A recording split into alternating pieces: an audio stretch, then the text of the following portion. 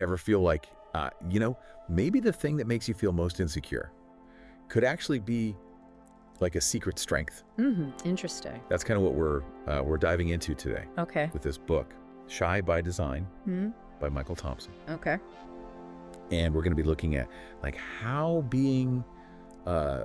embracing those imperfections, really listening to people and tapping into your curiosity can totally transform how you connect with people personally and professionally. Yeah, it's really about like shifting your perspective, isn't it? Totally. We try to fit ourselves into these boxes that maybe we weren't really meant for. Yeah, like trying to squeeze into a pair of shoes that are like 2 sizes too small. It's never going to be comfortable. Exactly. So like take Michael Thompson himself, right? Yeah. The author of this book. Right. First day at his new job, okay? Busy mortgage company, Baltimore.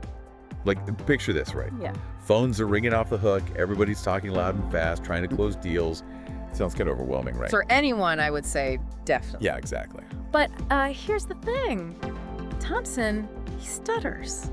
Oh, wow. So talk about, like, being thrown in the deep end. Yeah. Right? That's a lot of pressure. Yeah, I mean, if that's already a high-pressure situation, and then you add that on top of it, it's a lot. Yeah, and he even says he was practically having, like, a panic attack on the sales floor. Oh, wow. But then his manager, he pulls him aside. Okay. So you'd think, right, the manager's going to give him this pep talk, right? Yeah. Like, come on, you got this. Toughen up. You'd expect that, right? Yeah, like that classic sink or swim. Exactly. But instead, the manager, he hands Thompson this stack of what they call, like, dead leads. Oh, okay. Basically, these are the hopeless contacts. Yeah. Right? Nobody's been able to close these deals. Right. And he just says, make your way through these leads, get comfortable. Wow. It's like he knew that pushing Thompson to be someone he's not, it's not going to work. Yeah, and it's interesting because that actually shows a lot of like insight on the manager's part. Right. Because so often we equate being, loud and assertive with being strong and capable. Yeah. But sometimes, it's those quieter, more thoughtful people who are really listening who are the ones who can truly make those connections. That's a good point. Yeah. And that's kind of what happened here, right? Thompson realizes that this thing, his stutter, that he always saw as this weakness, actually makes him a better listener. Interesting. Because he has to slow down, he has to pay closer attention to what the clients are saying, Right. And it wasn't just him. Like the clients picked up on that too, right? They felt heard.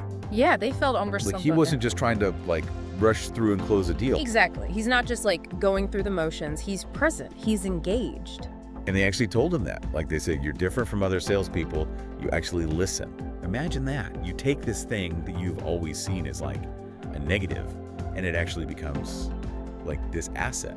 That's amazing. It makes you wonder, what are we holding on to, that we see as weaknesses that could actually be our strengths if we just looked at them a different way? Right. Yeah, it's like we're telling ourselves these stories about what we're good at and what we're not good at, but maybe the stories are wrong. Maybe we need to rewrite those stories. Exactly. And that's what I love about this book, right? Because he's not just giving this vague advice.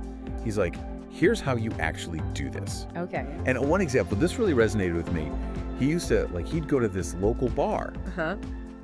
But he wasn't going there to, drink. Okay. He'd go there to practice talking to the bartenders and servers. That's brilliant because they're paid to talk to you, right? Right. It's a low-pressure situation, and it's like a free conversational masterclass, essentially. Exactly. He's literally designing these situations to get comfortable with those interactions. He's finding that comfort zone for connection and slowly expanding it over time. Yeah. And that's something we can all do. Right. Regardless of what our perceived weaknesses are. Yeah. It's about taking those small steps, finding those opportunities to connect in a way that feels authentic to you. It's like you don't have to become a completely different person, right? It's just how can you be a little braver, a little more like you Exactly. in those everyday situations. And it all starts with recognizing those opportunities. Right. What's one small step that you could take today to practice connecting in a way that feels genuine to you? Right. And maybe even a little bit scary, Step outside that comfort zone just a little bit. Yeah. Get a little uncomfortable, see what happens. Exactly. I love it. This whole idea of designing situations to get comfortable, it's really stuck with me. Yeah. It's like you're setting the stage for deeper connections. You know what I mean? Totally, totally. And speaking of connections, Thompson, he goes deep on like the power of really listening. Okay. And I don't just mean like waiting for your turn to talk, you know, right? but like really absorbing what the other person is saying. It's about being present, isn't it? Like truly giving someone your full attention. Yeah, exactly. Like that's the real gift, right? Absolutely. And Thompson, he talks about this exercise that his speech therapist had him do. Okay. And it sounds kind of strange at first. Right. But it's actually like genius when you think about it. Okay. She would have him watch videos of people talking. Okay. Could be anything, you know, like a TED Talk or a news interview, whatever. Right. And then he had to write down 3 things that he learned from each speaker. Interesting. Yeah, I can see how that would force you to really engage with what they're saying. Right. And at first Thompson's like, what does this have to do with my stutter? But then it kind of clicks. Yeah. You know, it's not about the speaking. It's about training yourself to actually listen for understanding. I see, yeah. To really connect with what the other person is trying to get across. It's about shifting from like passively hearing to actively listening. Exactly. Which requires, like you said, that genuine curiosity, that empathy. Right. It's like you're trying to connect with the person behind the words, not just the words themselves. 100%, yeah. And it reminded me of this quote that Thompson highlights in the book. Okay. This career coach, Rafa Sarandis, he says, "Our time isn't the greatest gift. Our presence is." Ooh, that's good, yeah. It's so easy to just be like physically present but mentally checked out. Oh, totally. But when you give someone your full presence, that's when you can really, like you said, connect. Right, like you're really there with them in that moment. Yeah. And Thompson, he takes it even a step further. Okay. He says that like even the environment you're in can actually like impact how well you listen. Oh, interesting. He gives this example. He contrasts these 2 classrooms. Okay. One is like this really sterile lecture style room, right? Rows of desks, no personal touch, you know. Right.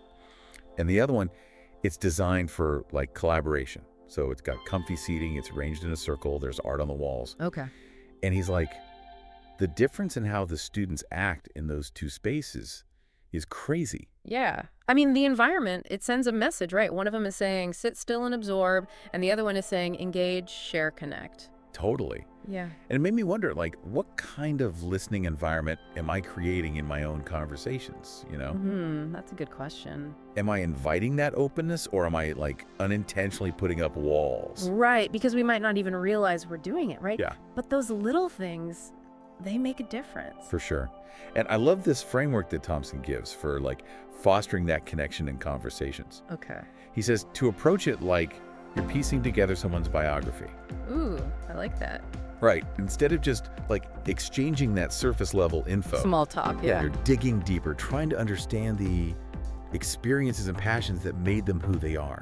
And that leads to like way more engaging questions too, right? Right. Instead of just, what do you do? It's like, what was it like growing up in? Or, you know, what first got you interested in? Right. Those questions that like you can tell the person asking them actually wants to know the answer. Exactly. It's not just trying to fill the silence. It's that. It's like you're saying, like, tell me your story. Yeah. But you're saying it in a way that shows you actually want to hear it. Exactly. You're not just like trying to be polite. You're actually curious.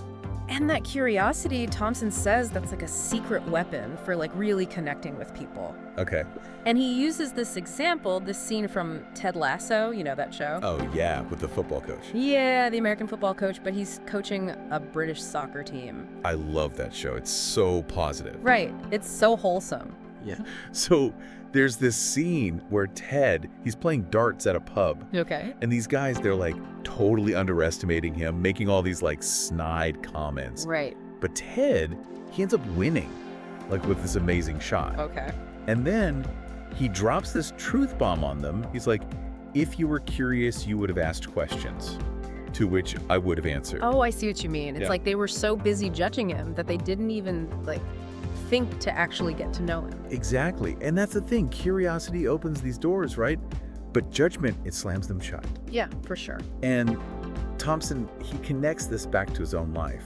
He talks about getting these 2 very different emails. Right. One was like full of judgment, really critical. Yeah. And the other one, you could tell the person was genuinely curious, just wanted to learn more. And how did those emails make him feel? Totally different. I bet. Like night and day. The judgment, it was just like demoralizing. Yeah. But the curiosity, it was validating. Like he felt seen, you know? Right, like someone's actually paying attention. Exactly. And they want to understand, not just criticize. Yeah, I bet that felt good. It did. And here's the thing.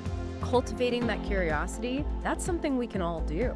Okay, so how do we do it? Thompson actually gives you these specific types of questions that you can ask. Okay. He calls them exploration questions. What are those? Give me an example. So instead of asking, like, what do you do, which can feel kind of like an interview, right? Yeah. You could ask, what was it like to? Oh, yeah. Or you know, this is new to me. Can you help me understand? I like that. They're open-ended. They invite the other person to share their experiences, you know? Right. It's like you're not putting them on the spot. Exactly. You're showing that you're interested in their perspective. And you're not just looking for the right answer. Right. So it's not just about, like, what you ask, it's how you ask it. 100%. And Thompson actually gives these, like, 2 great tips for this. Okay, lay it on me.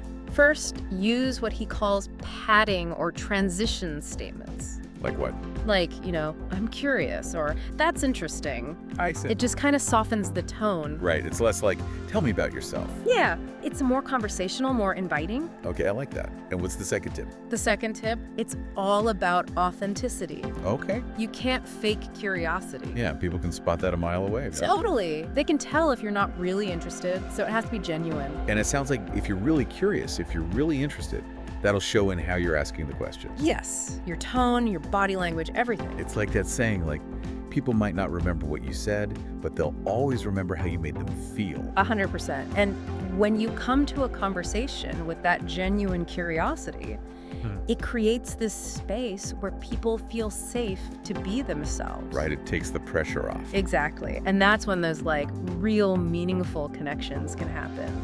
Yeah, that makes sense. It's like you're not trying to impress anyone, you're just trying to connect. Exactly. And Yeah. it can be so powerful. It sounds like Thompson saying that even if you're shy, even if you're not naturally outgoing, you can still build these amazing connections with people. Absolutely. It's not about changing who you are. It's about finding those authentic ways to connect. And you know what else is really cool? He shows how even these small, like seemingly insignificant actions, they can have this ripple effect in your life. Okay. Like he tells the story about this guy named Kevin. Kevin decided to write handwritten letters to his heroes, like architects, designers, business leaders, all these people he admired. Wow, like actual handwritten letters. And handwritten letters. That's pretty bold these days. I know, right? In today's world of like instant messaging and social media, a handwritten letter, that's a statement. Totally. It's like this lost art, you know? Exactly. It makes you stop and pay attention. Yeah, and it worked. Yeah. Like people responded to these letters. People responded. One of them was this like legendary architect, Gene Cohn. Oh, wow. I know that name. Yeah. This guy has designed skyscrapers all over the world. Wow. And he responded to Kevin's letter. He was so impressed, like Kevin's obvious passion and his curiosity, he invited Kevin to teach a design course at Harvard. No way. Get out of here. With him. Alongside him. That's incredible. Talk about a dream come true. I know, right? And it just shows you like the power of putting yourself out there, making those connections, even if it feels scary. Yeah, like you just got to go for it sometimes. Exactly. And it doesn't have to be this big, grand gesture, you know? That's more about those consistent actions, Yeah, right? absolutely. Thompson has this great quote. He says, frequency trumps duration. Ooh, I like that. It's not about waiting for that perfect moment to reach out. Yeah. It's about those little touch points, you know? Okay. Like a quick text or sharing an article that you think someone might like. Right. Just staying on their radar. Exactly. It's like nurturing a plant. You don't water it just once and expect it to thrive, right? You got to keep at it. Exactly. Relationships, they need that consistent care and attention. So what have we learned today? What have we learned? That embracing our imperfections, really listening to people, approaching the world with curiosity. It's not just about like self-improvement, is it? No, These are like the keys to deeper, more meaningful connections. Exactly. And you know, the best part, you don't have to wait to start using these ideas in your life. Right, like you can literally start today. Or today. So the question is, what's one small, brave action that you can take today to connect more authentically with someone in your world? I love that. It's a great question to think about. That's all the time we have for today's deep dive, but the conversation doesn't have to end here. Keep thinking about those small actions, those moments of curiosity, those opportunities to truly listen and connect.